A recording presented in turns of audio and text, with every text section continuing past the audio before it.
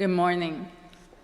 Today we're celebrating 30 years of service by Don Underwood at Christ United Methodist Church. I'm Shauna Black. I'm a member of the Staff Parish Relations Committee, and I've been asked to speak on behalf of the staff and the church members about our gratitude and appreciation for Don's 30 years of service.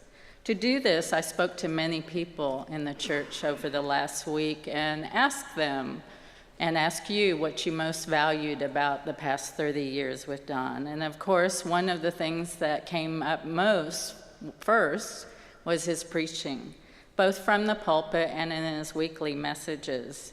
And everyone talked about how much we've learned from you, Don, and how much we've enjoyed your messages. They talk about how your touch is very personal and what an amazing storyteller you are. One person said, "Almost every time we hear Don preach, my husband and I feel guilty since we know he crafted his sermon just for us." Another person said, "I never really appreciated creation and nature until Don, in his cowboy way, made me aware of God's love in a new way." In your preaching, you lead by example. You share your own personal journey, your joys, your sorrows, your challenges, and we feel like we're on a spiritual journey with you. We're grateful for your courageous, visionary leadership. You championed our move from Glencliff here. You've led us to be mission-focused with Project Hope, House on the Corner, APA, Bolivia, Cameroon, Hotel Carina, now Princeton, and many others. Your leadership and vision has made us one of the most vibrant and mission-focused churches in Methodism, and you've created a legacy that will affect and touch thousands of lives. You're a transformational leader, and one person said, "He has taught me to always push the limits for the greater good, continually encouraging creative solutions and innovative ideas, even when they seem far-fetched." With your guidance and example, we've created a loving, inclusive community where people are invited, not judged, and encouraged and supported in our spiritual growth. We welcome everybody on their spiritual journey and anyone who wants to broaden their religious experience. And we know you believe lives are transformed here. We've expanded our outreach through many of our programs, and we welcome people who've never before had a church family.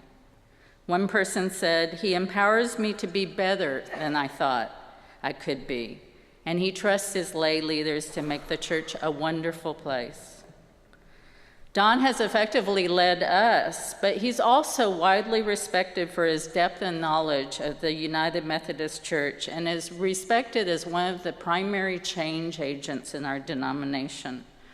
He opened the door many years ago for female pastors and female lay leaders at a time when it was considered unusual. During a time when we worry about the future of Methodism, he has been a teacher and mentor for the next generation who will keep our churches vital and growing. And he has taught preaching, leadership, and church management to many young pastors who are now senior pastors at other Texas churches and throughout the country. One of these individuals said, "His passion for greater faithfulness inspires me to serve with the same kind of purpose and hope." Another said, "He has been a great mentor, pushing and encouraging me in ways that have helped me be a more effective pastor and prepared me for my next steps in ministry." I've collected many messages for Don over the last week that I'll be giving him later today, but if I didn't have a chance to collect yours, I encourage you to send him a message telling him how you value his service. We really needed about an hour for a serious tribute, but we decided we'd wait for your 40th anniversary. Don, you've left a wonderful legacy, and we thank God for you.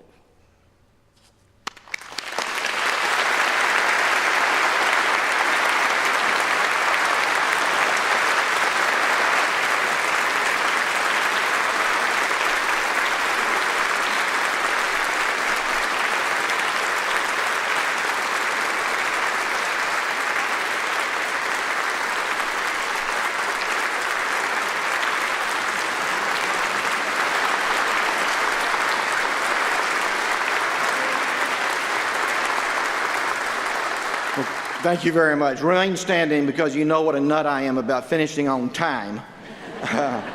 Let me just say that I'm the luckiest pastor in the world to be appointed again after 30 years. I think I hold the record in this conference, and it just has been the most exciting. I don't know how to say it. I just feel like the luckiest person in the world. And I hope that I'll see you here and we'll celebrate 40 years in another decade. Let us stand for our closing hymn.